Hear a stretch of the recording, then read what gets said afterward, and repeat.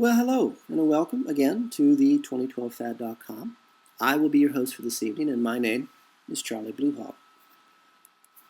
Last night we talked about that special gift and how we're looking for people to come and join us at the village, and how we're not just looking for good people. We're looking for people with a gift for what they do, like a painter who can create masterpieces out of a few old tins of oils, or the cook who can create mind-altering delicious meals out of a few scraps of leftovers, or the carpenter who can build an entire room out of hardwoods without using a single nail.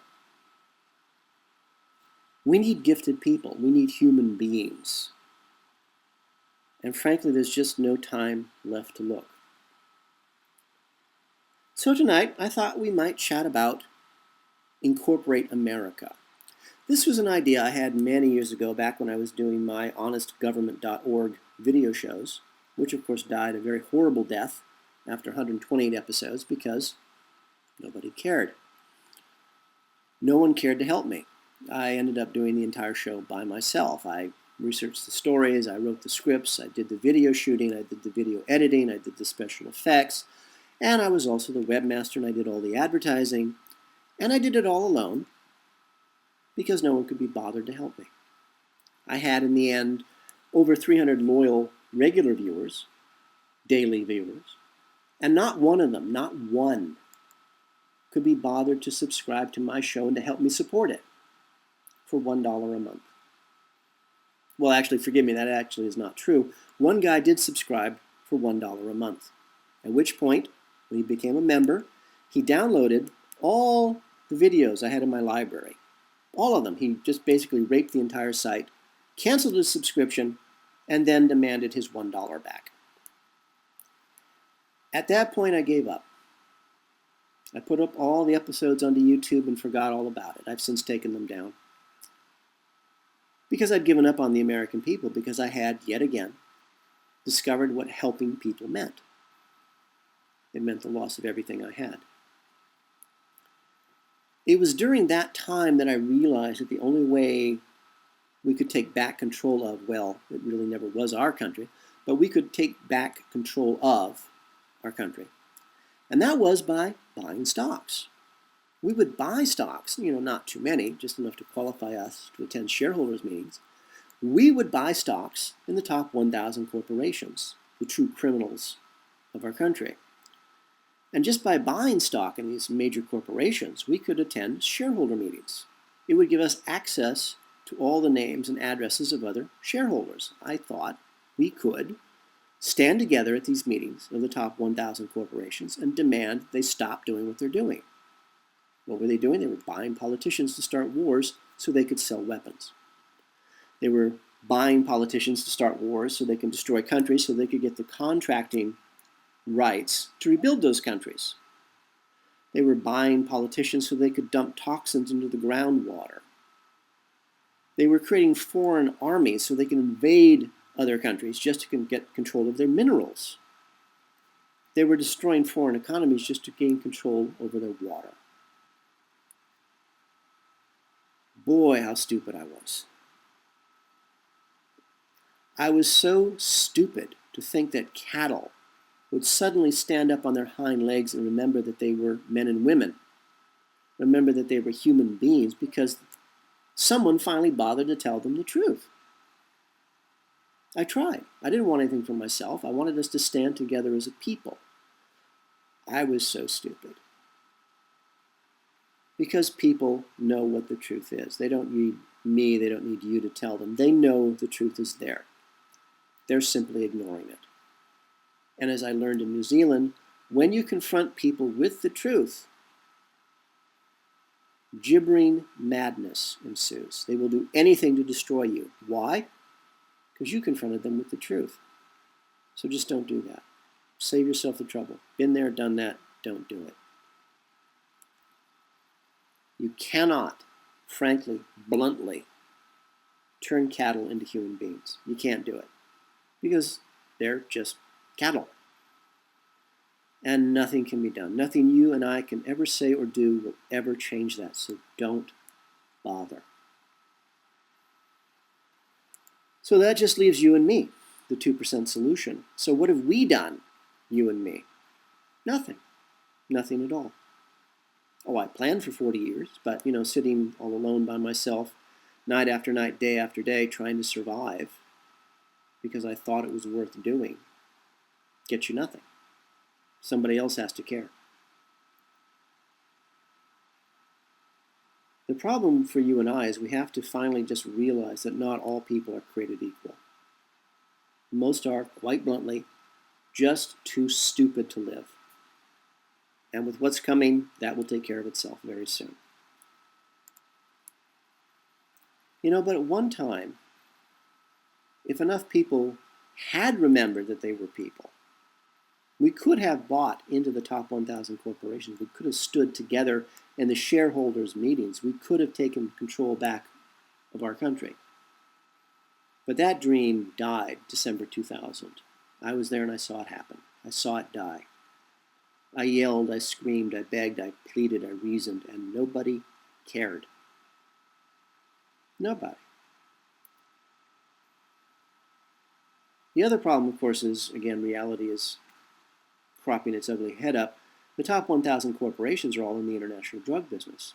They sustain themselves with trafficking in heroin and cocaine, which is why we have all these ridiculous laws against marijuana usage, because if you're using marijuana that you can grow yourself, you're not paying money to the international top 1,000 corporations to buy their cocaine and their heroin.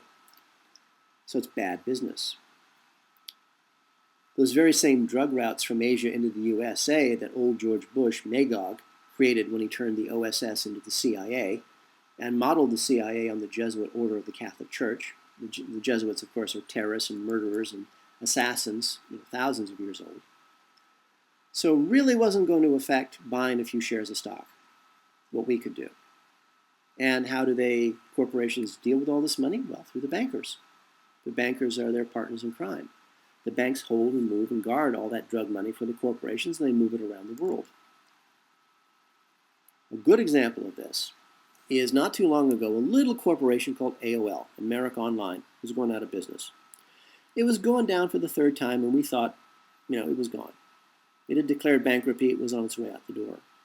Now, AOL was a CIA front company, probably still is, because when AOL first came out, and I had my old Macintosh, every time I had logged on to my AOL account, it would say to me it was downloading a GIF file, a JPEG, something.